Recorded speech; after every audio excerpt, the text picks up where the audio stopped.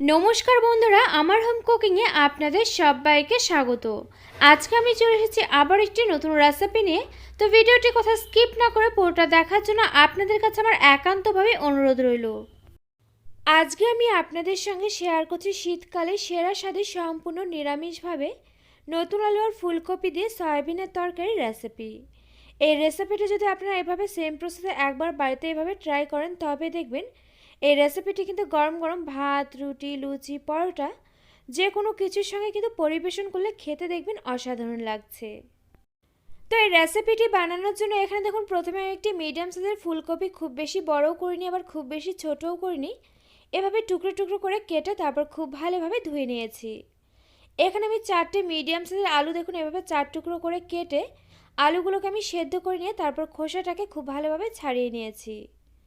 এখানে আমি নিয়েছি বেশ কিছুটা পরিমাণ সয়াবিনগুলোকে আমি 5 থেকে 6 মিনিট মতো গরম জলে ভিজিয়ে রেখে তারপর খুব ভালোভাবে ধুয়ে নিয়ে জলটাকে ঝরিয়ে নিয়েছি। তো এই রান্নাটা করার আগে প্রথমে দেখুন এখানে আমি একটি স্পেশাল মশলা বানিয়ে নেব, যার জন্য কিন্তু এই রান্নাটা খেতে আরও অনেক বেশি টেস্টি হবে। মশলার মধ্যে আমি নিয়েছি এখানে 1 চা চামচ পরিমাণ গোটা জিরে, রয়েছে 1 চা চামচ পরিমাণ গোটা ধনে, রয়েছে এখানে এলাচ, দারচিনি, লবঙ্গ। সমস্ত কিছুকে দেখুন আমি শুকনো খোলাতে নেড়েচেড়ে নিয়ে উনুনটা মিডিয়াম টু লো ফ্লেমে রেখে একটু সময় নিয়ে ভেজে নেব। আর এই মশলাগুলো কিন্তু ভাজার সময় কখনোই তাড়াহুড়ো করা যাবে না, একটু সময় নিয়ে কিন্তু এভাবে নেড়েচেড়ে নিয়ে মশলাগুলোকে ভেজে নিতে হবে। তো এখানে দেখুন মশলাগুলো কিন্তু কালারটা চেঞ্জ হয়ে গিয়েছে, মশলা থেকে খুব সুন্দর একটা গন্ধ বেরোতে শুরু করেছে। এখন আমি মশলাগুলোকে একটি প্লেটের মধ্যে তুলে রাখছি। এরপর দেখুন এই কড়াতে আমি দিয়ে দিয়েছি এখানে কিছুটা পরিমাণ সর্ষের তেল। তেলটা এখানে খুব ভালোভাবে গরম হলে এর মধ্যে দেখুন দিয়ে দিচ্ছি এখানে আমি সয়াবিনগুলোকে। এরপর আমি এর মধ্যে দেখুন দিয়ে দিচ্ছি এখানে স্বাদ মতো নুন।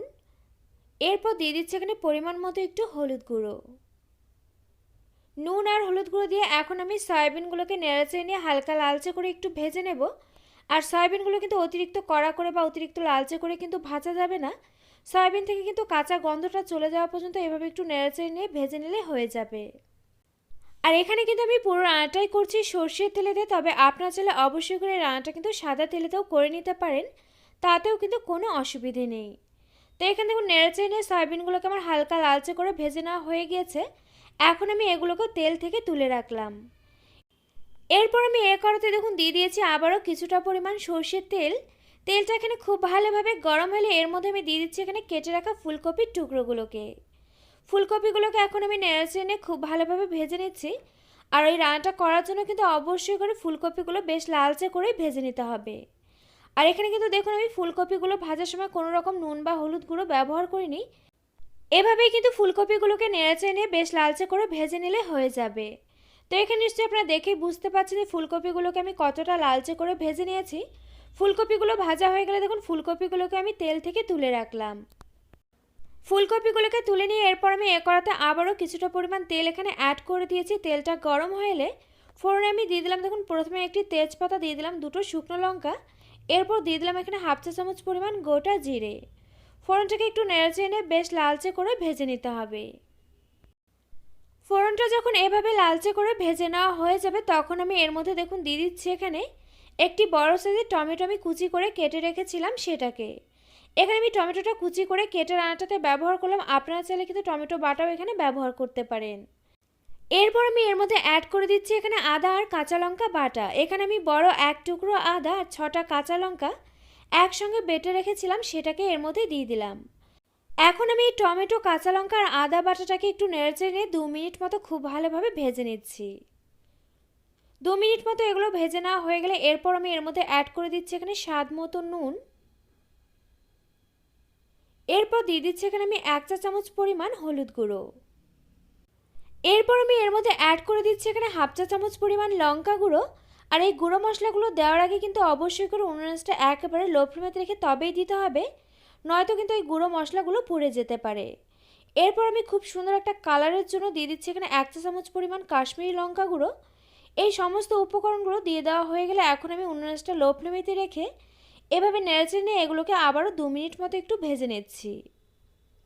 2 মিনিট মতো সমস্ত কিছু কষিয়ে নেওয়া হয়ে গেলে এরপর আমি এর মধ্যে দেখুন অ্যাড করে দিচ্ছি এখানে সেদ্ধ করে রাখা আলুর টুকরোগুলোকে। এখন আমি মশলার সঙ্গে এই আলুগুলোকে নেড়েচেড়ে নিয়ে আবারও 3 থেকে 4 মিনিট মতো একটু খুব ভালোভাবে কষিয়ে নিচ্ছি। তবে এই আলুগুলো কিন্তু দিয়ে দেওয়ার পর আমি উনুন আঁচটা মিডিয়াম টু লো ফ্লেমেতে করে দিয়েছি।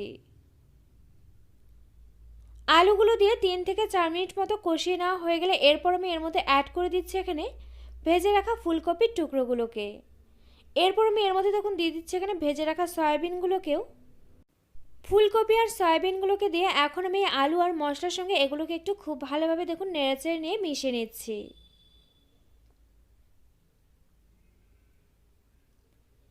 খুব ভালোভাবে নেড়েচেড়ে মিশিয়ে নেওয়া হয়ে গেলে এখন আমি আবারও উনুন আঁচটা একেবারে লো ফ্লেমেতে রাখছি।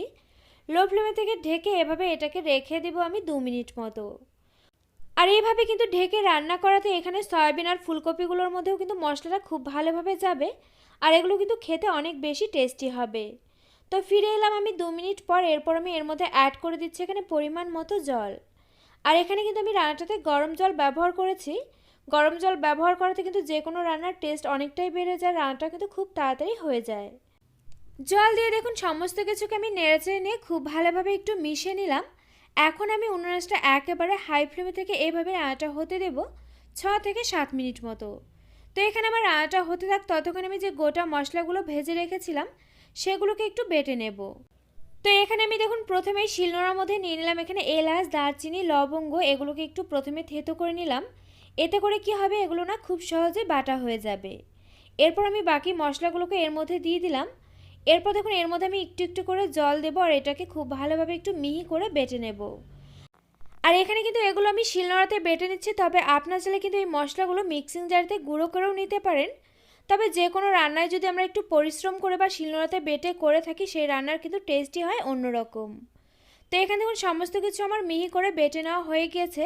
এখন আমি মশলাটাকে একটি বাটির মধ্যে তুলে নিচ্ছি। ওখানে কিন্তু আমার মশলাটা বেটে নিতে নিতে এখানে কিন্তু আমার রান্নাটাও 6 থেকে 7 মিনিট মতো হয়ে গিয়েছে। এরপর আমি এর মধ্যে দেখুন অ্যাড করে দিচ্ছি এখানে বেটে রাখা মশলাটা। এই মশলাটার জন্য কিন্তু রান্নাটা খেতে আরও অনেক বেশি টেস্টি হবে। মশলাটা দিয়ে এখন আমি দেখুন সমস্ত কিছুর সঙ্গে এগুলোকে একটু খুব ভালোভাবে নেড়েচেড়ে নিয়ে এভাবে মিশিয়ে নিচ্ছি।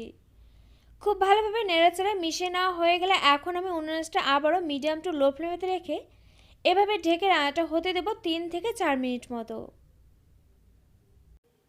তো এখানে আমি ফিরে এলাম 3 থেকে 4 মিনিট পর। এখন আমি ঢাকনাটাকে তুলে নিচ্ছি। আর এখানে দেখুন ঝোলটা কিন্তু অনেকটাই কমে আসছে। এখানে কিন্তু আলুটা সেদ্ধ করাই ছিল আর ফুলকপিটাও কিন্তু খুব ভালোভাবে সেদ্ধ হয়ে গিয়েছে। এখানে কিন্তু রান্নাটা আমার হয়ে গিয়েছে। এরপর আমি শেষের উপর দিয়ে ছড়িয়ে দিচ্ছি এখানে বেশ কিছুটা পরিমাণ ধনেপাতা কুচি। ধনেপাতা কুচি দিয়ে দেখুন আবার একটু আমি খুব ভালোভাবে এভাবে নেড়েচেড়ে নিয়ে মিশিয়ে নিচ্ছি। এভাবে নেড়েচেড়ে মিশিয়ে নেওয়া হয়ে গেলে এখন আমি গ্যাসটাকে অফ করে দিচ্ছি। গ্যাসটাকে অফ করে দিয়ে এখন আমি এটাকে ঢেকে এভাবে স্ট্যান্ডিং টাইমে রেখে দিচ্ছি 4 থেকে 5 মিনিট মতো। তো এখানে আমি ফিরে এলাম 4 থেকে 5 মিনিট পর। এখন আমি ঢাকনাটাকে তুলে নিচ্ছি।